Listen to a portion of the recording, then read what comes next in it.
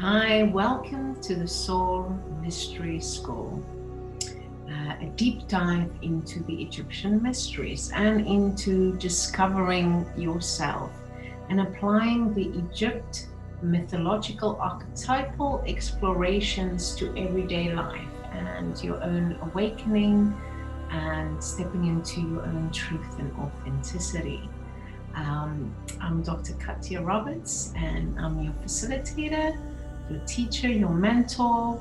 I'm a holistic doctor and a natural medicine woman, sound healer, and I'll be taking you on this sacred journey of harvesting and reclaiming your wholeness. So please enjoy this series that I've curated for you, traveling to each temple and also exploring the Netaru, and just be with what comes up for you at this time. And each time there's a deeper layer that you can explore.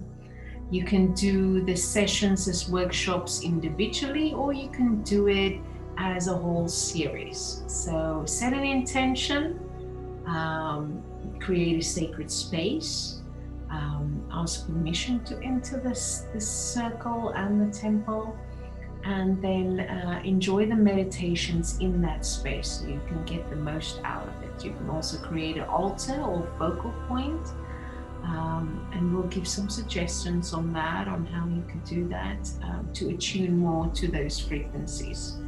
And please share this with your friends and colleagues and family members, and join me on a trip to Egypt so that you can experience this for yourself and really initiate and anchor it in.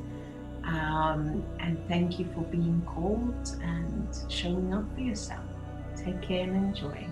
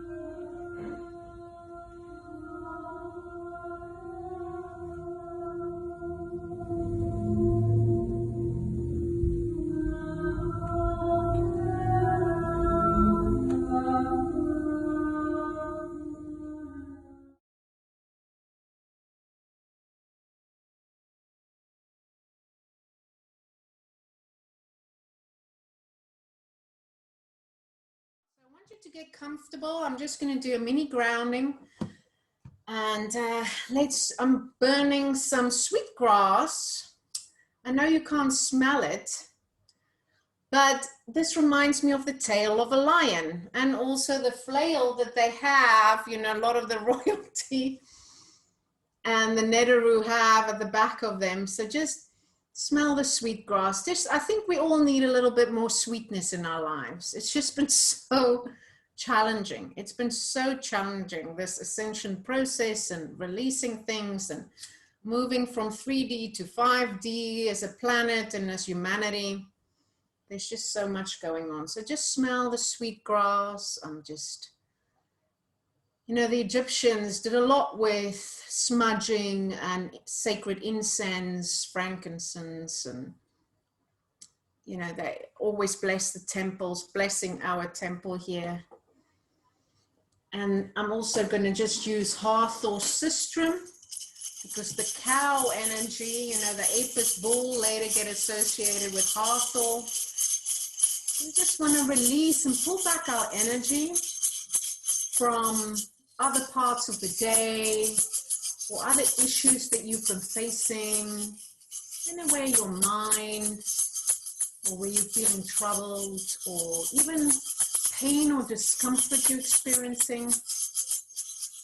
Just take your awareness there, and then we're pulling it back. We're pulling it back to here now, to this class, to this timeline. How are you showing up fully?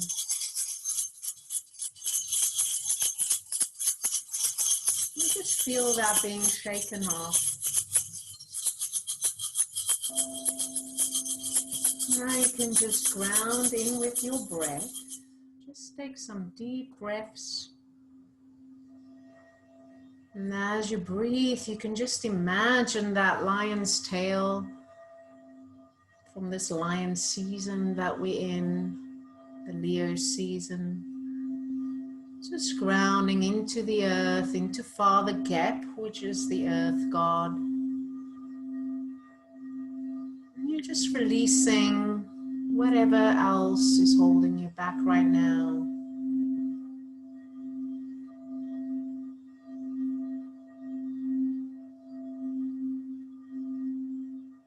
You feel supported,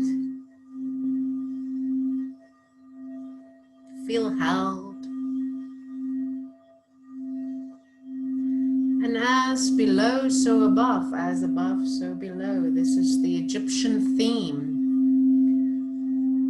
So now we want to also connect with Isis, seeing that she's holding us and guiding us on our barge, on this journey on the Lao. She represents the earth as the fertility goddess and daughter of Gep. And she shows up as air, especially the north wind. And our ancestral wisdom, here we can connect with our ancestors, regardless of our lineage, for wisdom, guidance.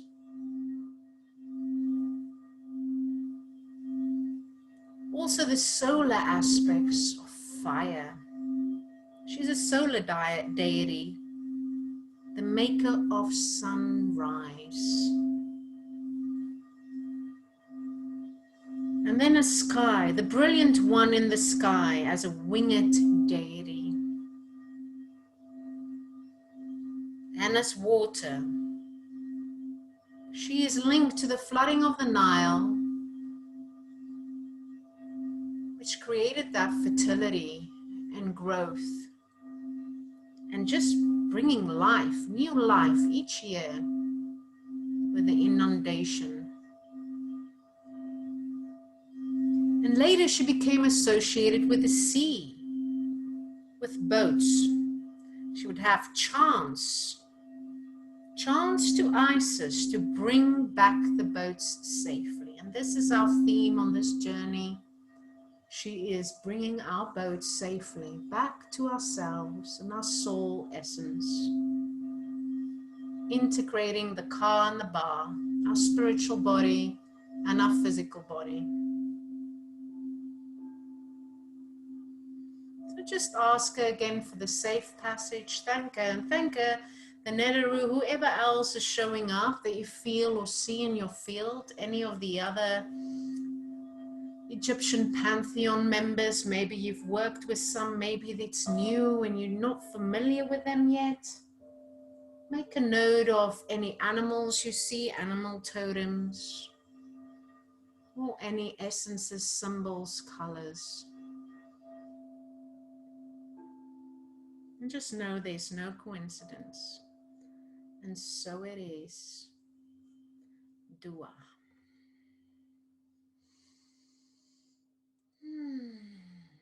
So just let that all sink in.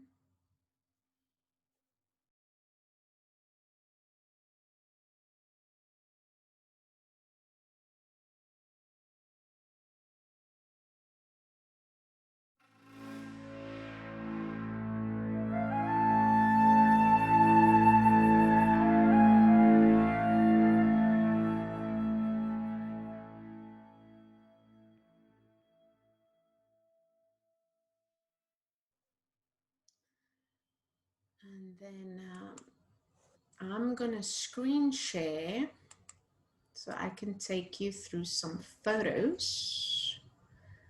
Let's see, I hope this, let me just make sure you guys can see this. Just do a thumbs up if you can see these photos. Yes, okay, great.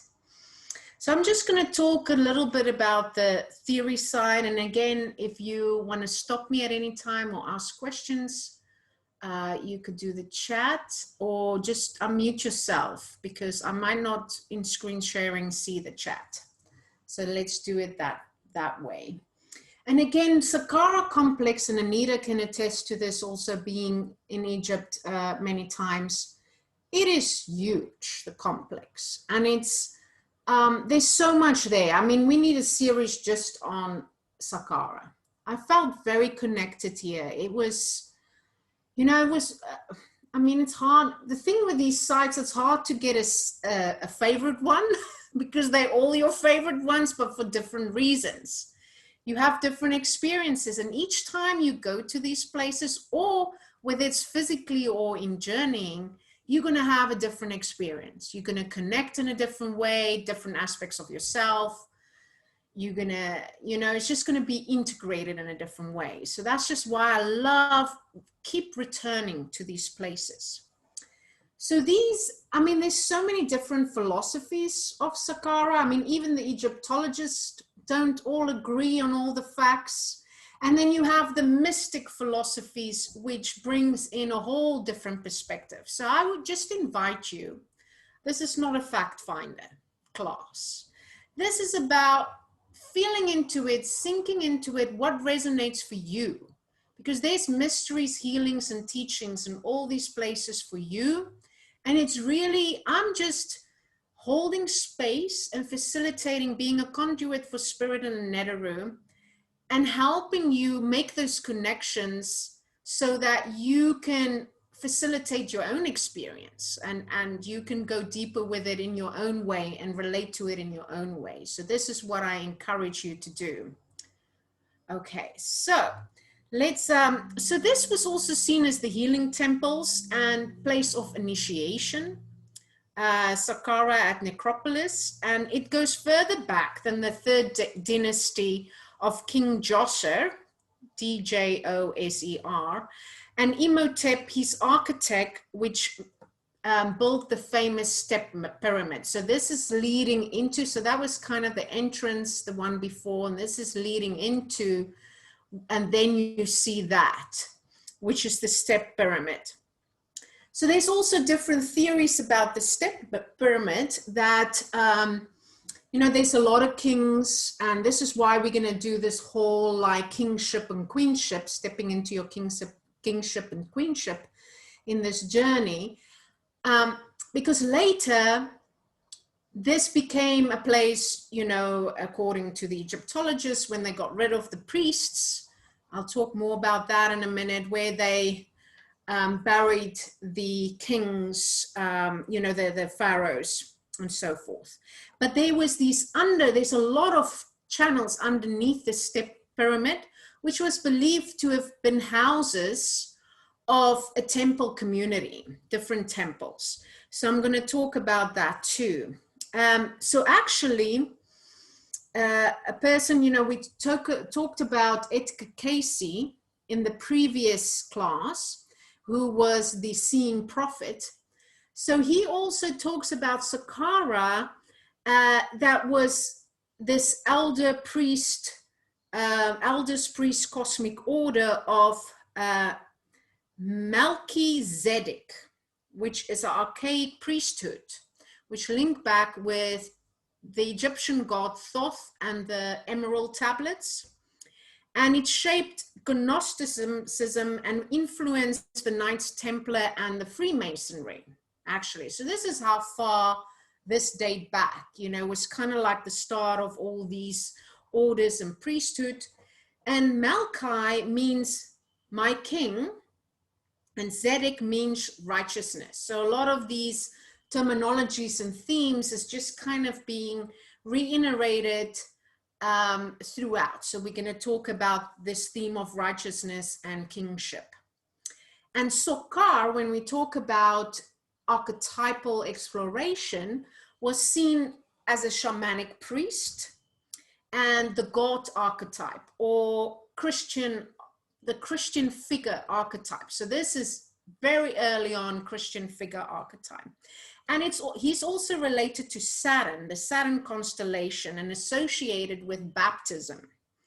So that's just kind of like, and ruling the planet Aquarius. So that's interesting. And then there was 3 theories. I'm just kind of like getting into some of the concepts. I know it's a lot.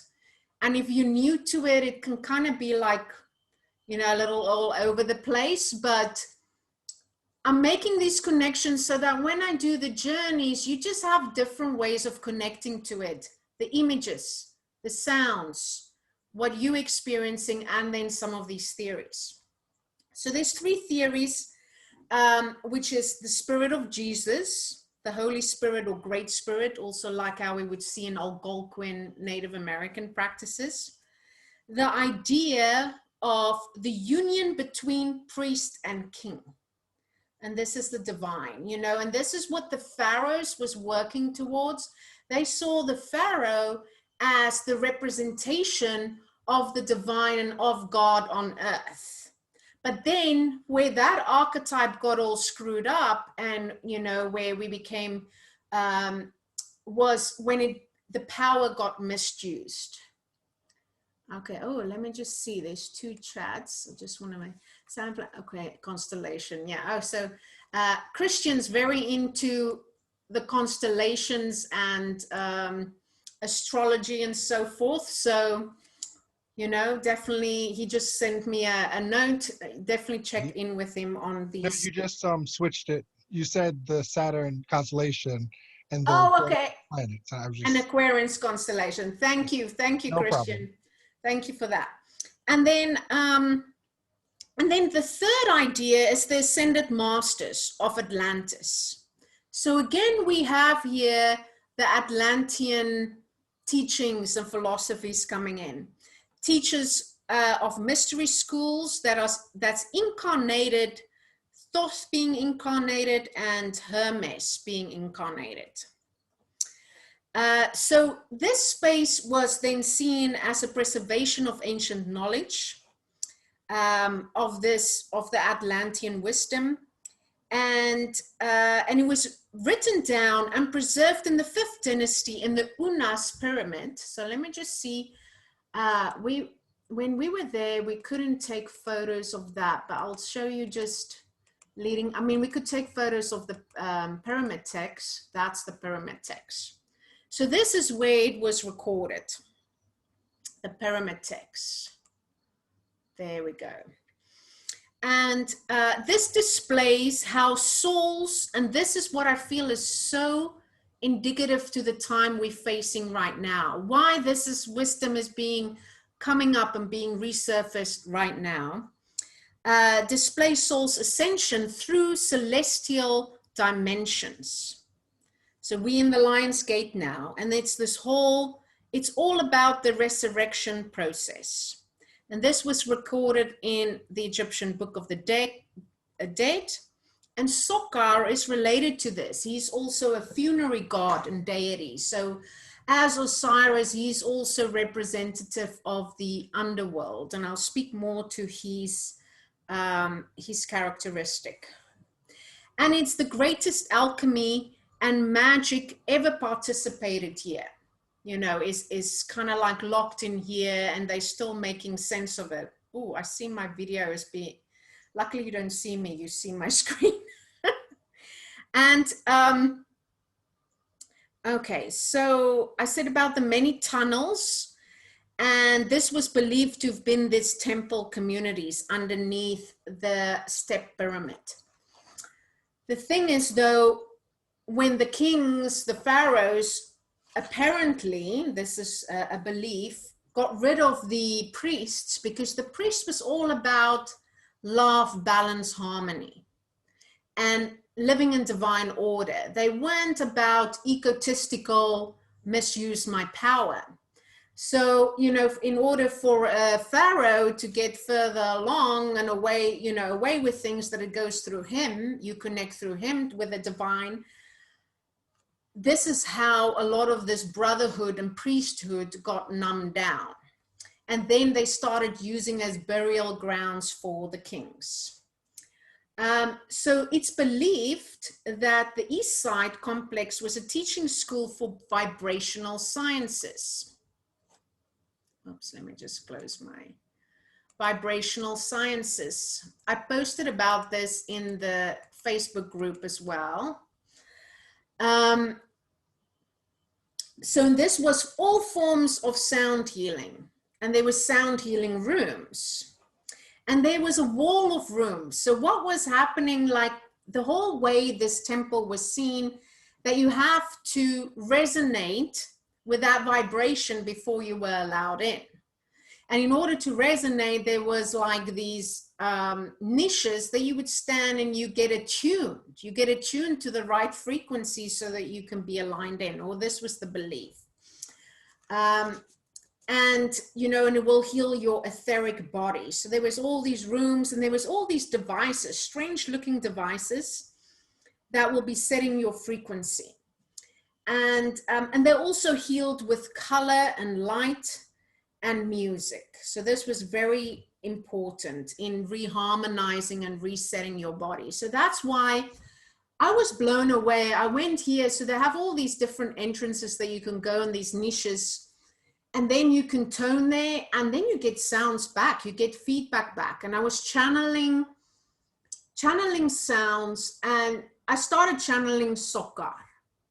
And I'm going to talk more about what came in. I mean, it was a wild journey. It was intense. I mean, I shared the sounds in the circle afterwards, and some people were thrown off because it was so intense, and it really took you through this whirlwind of chaos, and with the shadow, to release it, to be with it, get inside the eye of the storm, to get to that still point, so that you can really be thrown any direction with anything that come at you, but that you can contain yourself and attune yourself, that you can get to that point, that still point. So this was coming in, and that's why it felt like this needed to be shared.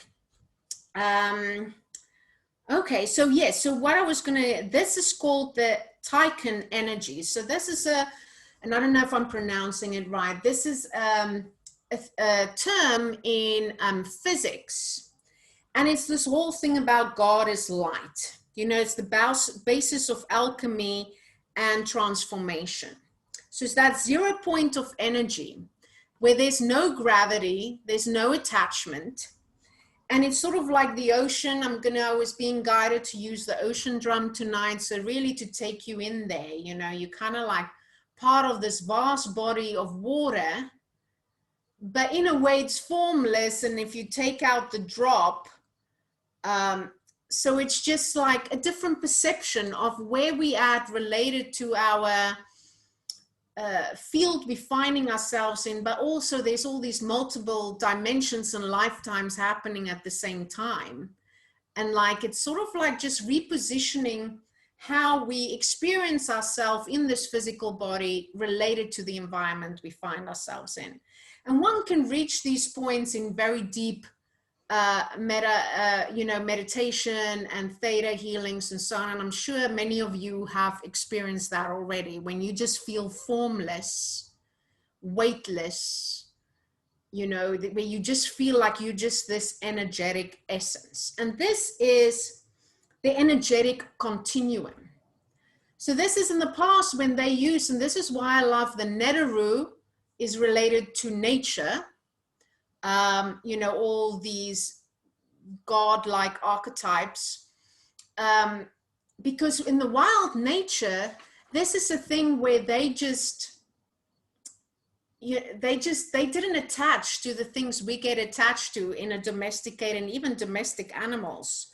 You know, so that you can spiral with the chaos, but you can reach these higher levels of consciousness. It's sort of like a very primal way of being in a way as well. So now, Christian, in our shamanic training, we used to do this primordial journeys where we'll just go back to the beginning of time. And like, what was that experience like to the beginning of time? So it's kind of like a similar concept. So the other instrument that was coming in that I'm going to use is the kalimba, because the kalimba sound is actually very similar to, I mean, who has an ancient Egyptian harp lying around?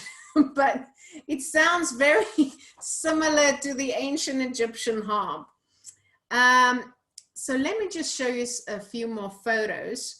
But in any case, so also through here, around here, so the front part into this area, every 30 years, the king would need to reinstate, or the pharaoh would need to reinstate his kingship. And he'll be tested and tried. And then if he passed, the Apis bull would be walking next to him to condone his divineship, you know, to kind of like approve that he's divine. So that was very interesting fact as well. And the other thing is, you would, well, both Anita and Christian, who works with oracles, will appreciate this. The Apis bull was also used for reading oracles. So they would have these different chambers, and they would have food and symbols laid out, and they would let the Apis bull loose, and the people will ask questions, and then the Apis bull will go to a specific chamber, and then that chamber would be the answer to the question. And the priest will sort of be the divine, do the divination of what a card would be. And I know Christian, in one of our circles last year, we were doing the oracles of the Neteru down Sakkara at Wanakarnak temple. So yes, so that is just what I wanted to converse about that. Let me just find myself. It was also that training was practiced and was called, the place was called Temple Beautiful, because they viewed everything, life and love and harmony and balance, that's the beauty way. And then during this transmutation process that I spoke about, which is part of the initiations, there was the key of life, the opening of the mouth ceremony. And actually, Sokar became a part of that too, in the opening of the mouth ceremony. So this is about ascension and resurrection. And this you needed to go through in order to understand the universe. And then in the ancient Egyptians, we know they were obsessed with the universe and the cosmos and the underworld in traveling through this. This is what the pyramid text obtained. It was guiding the kings and the pharaohs how to go through the underworld and how to come out the other side. And I just feel like, you know, we are going through this all the time. You know, for women, it's each month as we go through our cycle, there's a dying off, death and rebirth process. And then through all these seasonal gates and activations that happens yearly. And I just feel like we are being woken up as a collective, because in the past, we didn't always pay attention to that, or we didn't quite understand what that mean. And I feel we will never fully understand what that mean. You know, like it will come into pieces. So the other belief is that they used sound to also cut, because they still can't explain how they cut and move these massive pieces of stone. So there's this theory that they were using sound to cut these pieces of stone, and they were using sound frequencies to levitate the stone in order to move it into places. Then the priest in those times also wore the rod of Ptah, a real rod they carried, and the later priest didn't. And he also worked as a tuning fork. I painted one there in Sobak. So I just want to show you.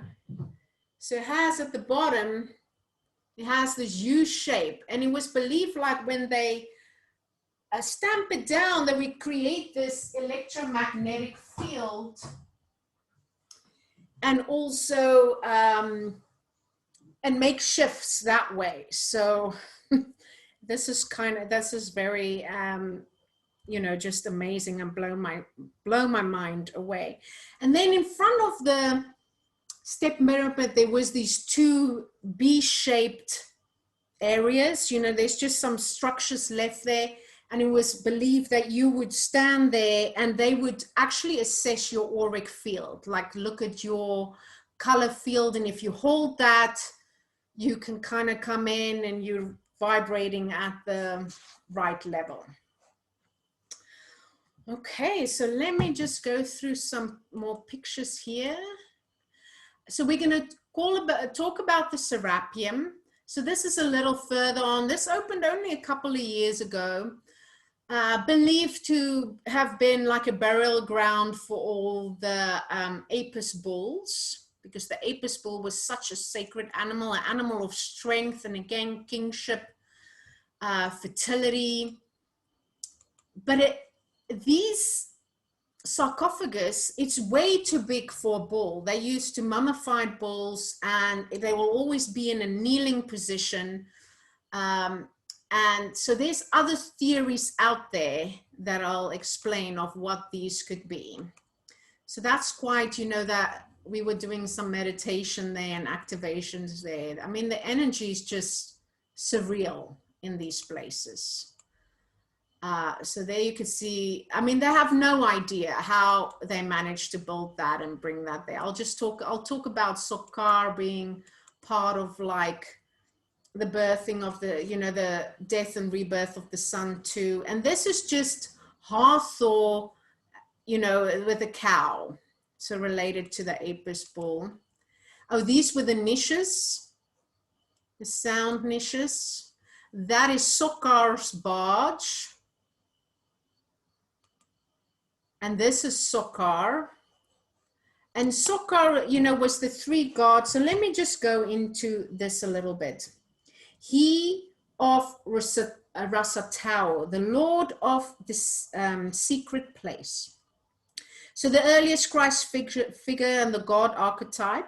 So really the characteristics that I want you to attune to when we do the journey is about being compassionate and benevolent.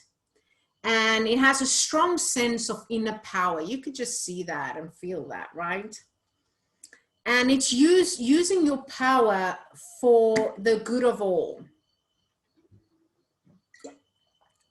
So another, Zeus is another one that's related to this archetype. And it's about maintaining order and flow. So it's also, how does this flow? So we can look at that in our lives. And how with authority you can inspire. So if we think about authority these days, it's just being imposed on us. We're not being inspired by it, it's just being imposed on us. So it's always like checking in with the ego. That's the shadow parts of it. And the priest archetype is the mediator of the divine. So committed to ministry and will wear a sacred dress. So this is what I want to invite you in the journey, is also just to see how, you know, what's being called for you as a holy man or holy woman and into your divine path. And what practices you are being called to do in your spiritual practice. So Sokar is related to rebirth and rejuvenation. So actually Sakkara complex, especially also the Serapeum, which is that burial ground. Ramses II's son, Prince Kamyuset, he was a high priest of Ptah.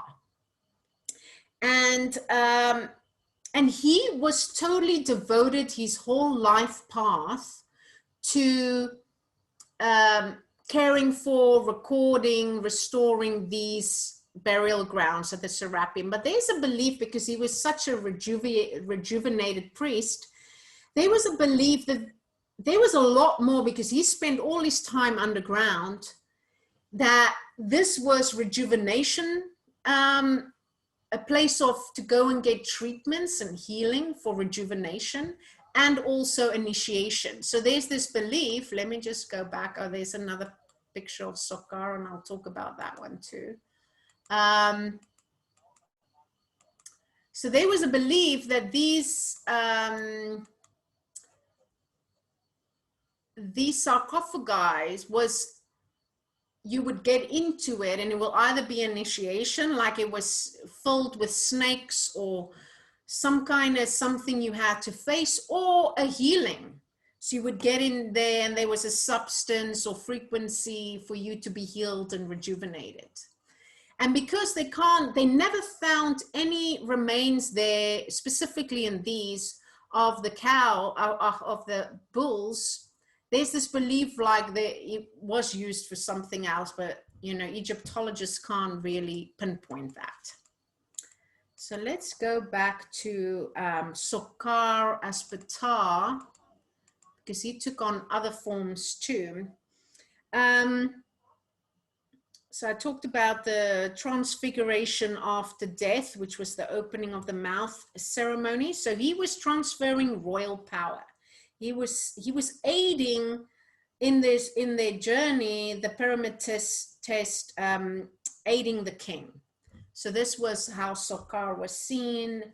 And Sokar Ptah, so he was kind of like became Ptah and Osiris, was this kind of like duality and then and triology. So as Ptah, it was Jupiter and Saturn conjunction. I don't know, Christian, if you know about that, but was associated with the metallistic rejuvenation qualities.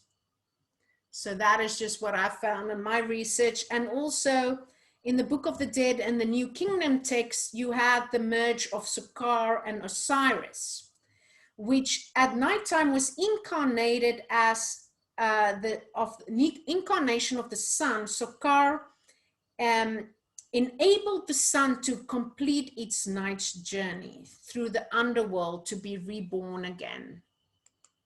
So I just thought that's beautiful because he can help us to go through the underworld. Well, there's another one of Ptah, Sokar, Ptah, Osiris, the combination.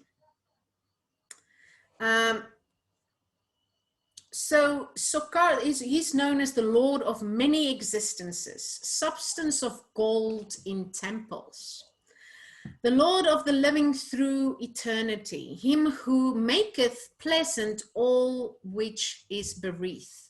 So I like that, you know, this is what I felt in my journey with Sokar. It's kind of like he makes sense of the chaos. He's going to take you through the chaos in a swirl, and he's going to bring you to that still point. So that's the Rite God, which is the Ptah, Sokar, Osiris. So I just wanted to bring that in context. And again, this might be over your head and a lot, and we're going to be moving on to, I'm just going to talk about the Apis bull, and then we're going to go into our journey so you can just experience some of these themes, but then you have a reference point of it. So the Apis bull, like I said, strength, fertility, abundance, and kingship, a son of Hathor, goodness, eternity. Also referred to as Api, that's A-P-I, and Hep, H-E-P. So they had the running of the Apis. They would fertilize the ground by running the Apis. This was a festival that they did. And he also had the solar disc, the Uraeus disc, with the snake, which is a form of the sacred serpent, which symbolizes power and vitality. So this is why we can, let me go to that picture again. Oops, no, not the movie. Oh, it's taking the movie. Okay, so there you can see it. Okay, and I've talked about how to use it as an oracle. And about the 30 years, it was called the Hep Festival every 30 years when the king reinstated his kingship. And then what they did, I mean, the Egyptians was largely vegetarian. So what they did after 25 years, when a bull didn't die of natural causes or disease, they would actually sacrifice the bull in ceremony. And then the priest would eat parts of the bull and the other parts would get embalmed and mummified. Okay, so now you have, let me stop screen sharing. And then I can just come back to all of your faces. That was a lot over there. So I just wanted to, before we go into the journey, is there anything that anyone wanted to say or reiterate or ask or comment?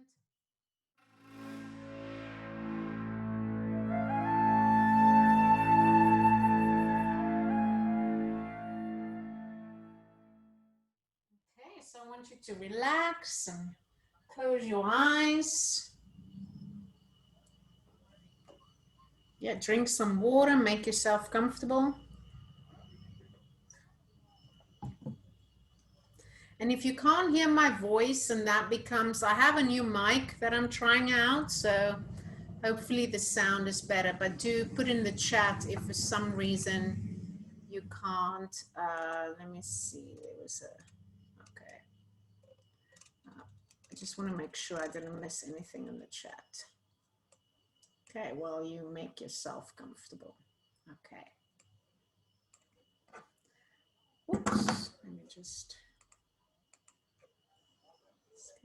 okay. So I'm just going to start with a little bit of drumming. This is a Nubian drum.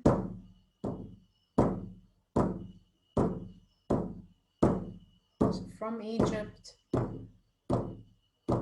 And it's just, you know, calling us home. So I just want you to see yourself approaching the Sakkara complex. We're going to do a little checking in. Checking in with what is present for us now, what is coming to the surface. It's also about connecting with or looking at the shadow aspect. And this is what Sokar can help us with.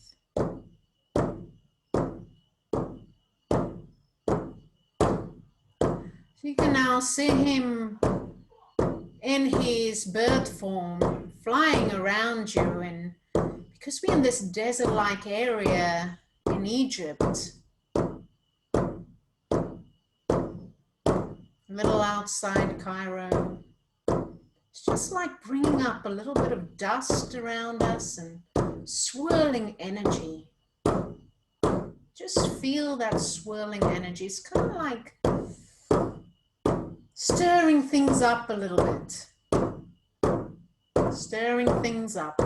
This is what 2020 is doing, stirring. This is what Trump is doing, stirring things up. Bringing things to the surface, things that need to be looked at, let go of, and then putting back together again, and reconstructing. But we need to bring it to the surface first.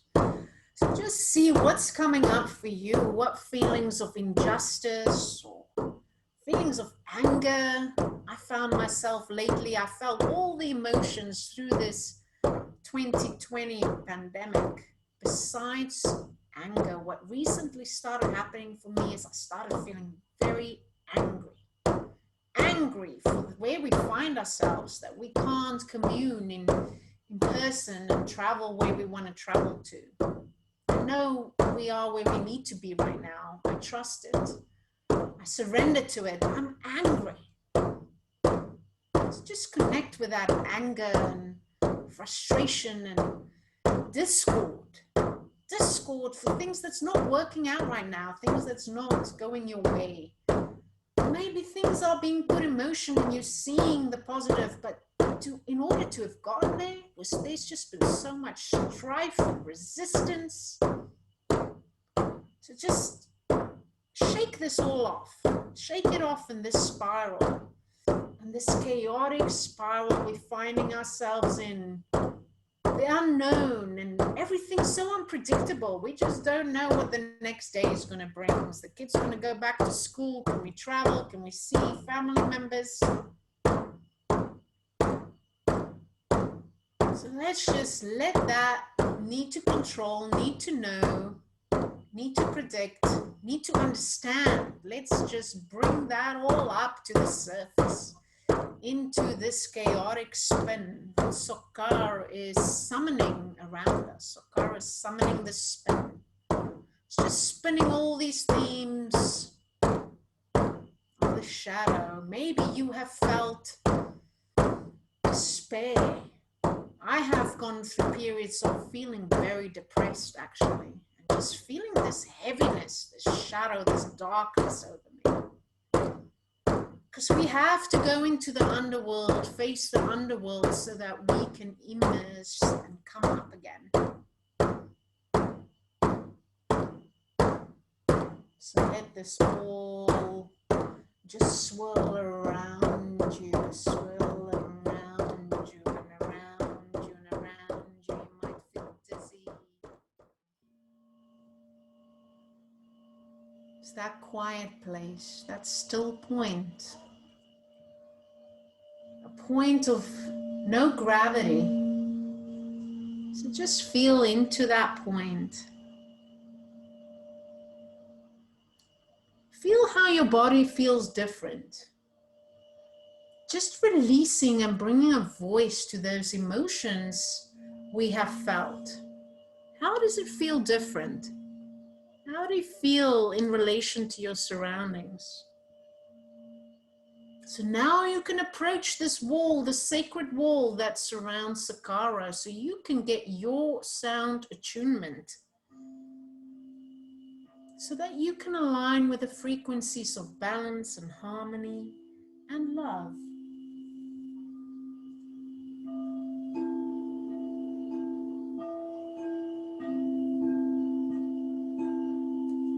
Just see what comes in as far as the Netaru and any symbols or any sounds. A sound I've been working lately with is the sound of gratitude. So whatever sound comes in, when you think of gratitude, just bring that in. So this is my Hathor bowl. It's an A bowl, connecting us with the pineal gland, the crown chakra. Bring that sweetness, harmony, and love.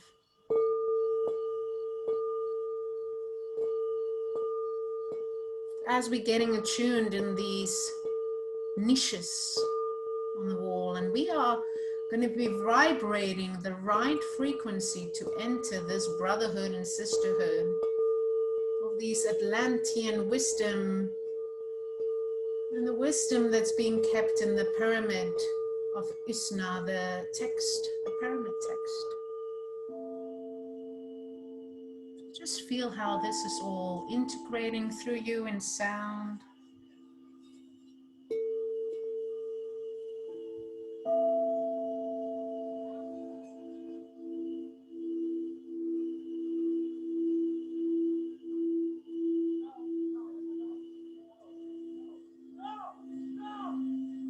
I have my window open and there's other sounds too.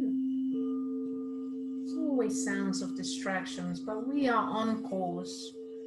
We are aligned.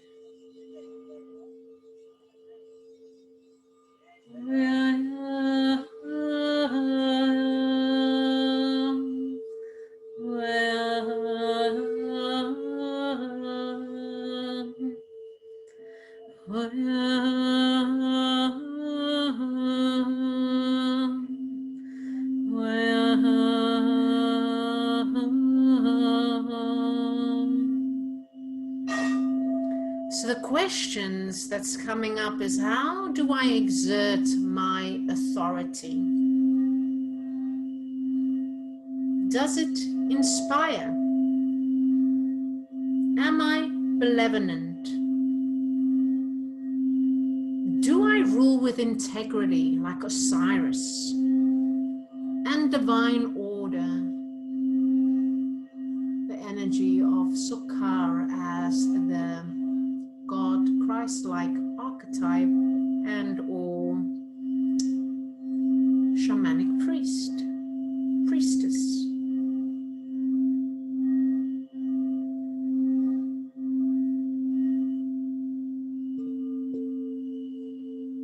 Now you have faced your trials and tribulations after 30 years of reign, and you are now going to be reinstated in your kingship and queenship. So now, just feel the Apis bull representing fertility, abundance, strength, is condoning your steps forward and is accompanying you in a very royal, regal way. It's this whole show in front of your kingdom,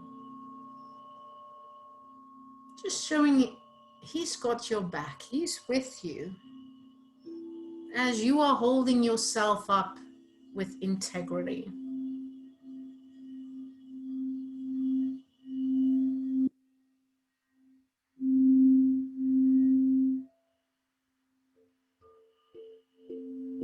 And you're blessing the lands with the Apis bulls, the running of the bulls over the lands that you are governing, your life.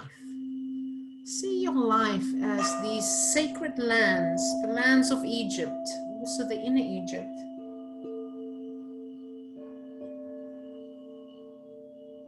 And now the bulls are running over it. You're inviting them to bless the lands that you walk on.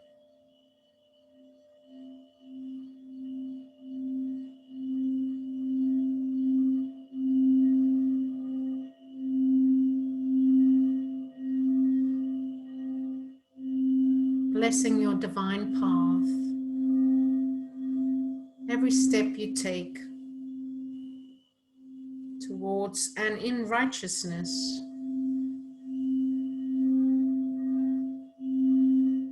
And it's walking with you again to the pyramid text and the Usna pyramid. And you're looking at these texts of the stars and the symbols. It's like, what is it relying to me? What's the wisdom I'm gathering and receiving from these texts? What's coming in for me? How can I hold on to this inner strength in a pure, intent, balanced, harmonious way?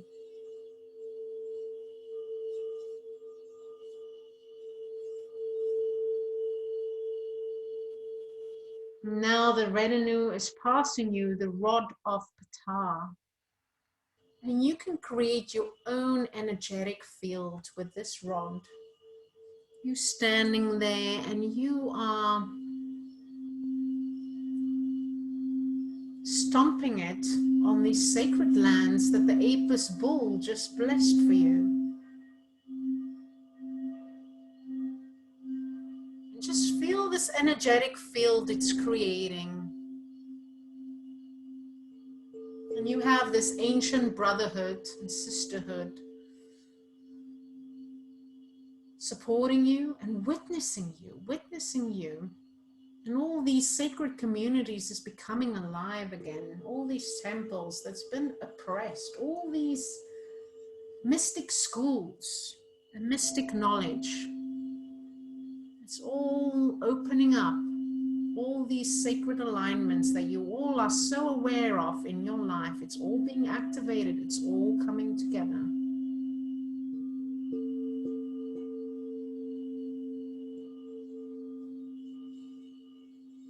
And you know now what that still point feels like.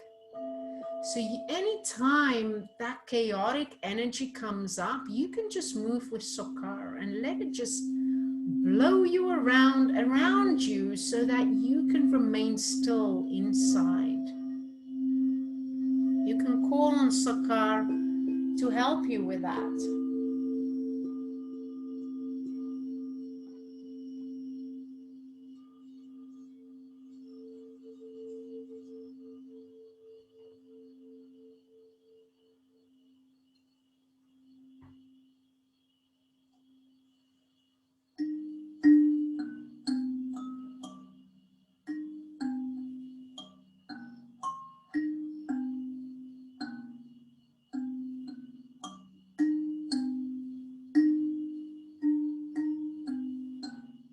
Just walk these sacred lands and the sacred portal.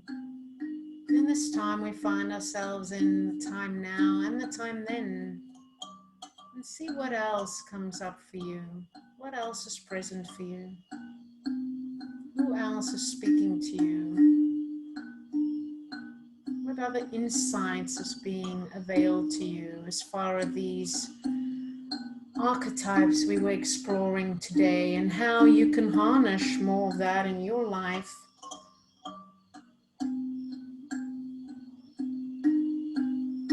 Keep checking in and balance what is out of balance.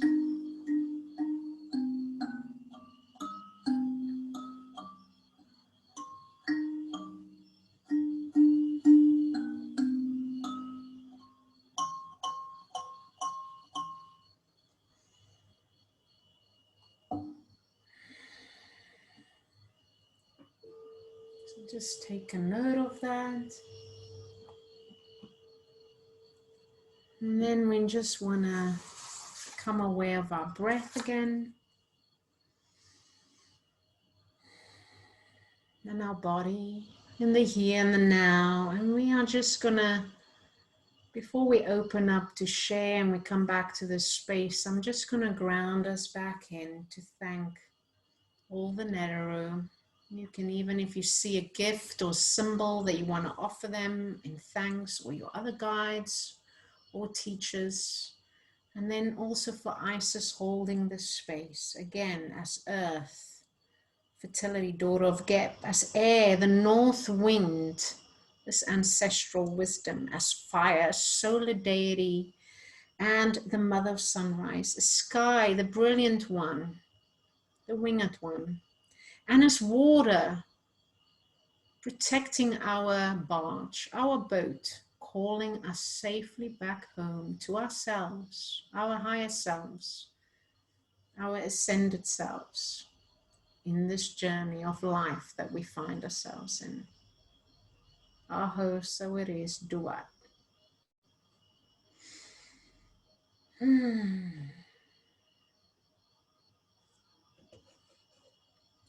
Just thank you, and then I'll just let you slowly come back, and then we have some time to share of any insights that came in or other questions.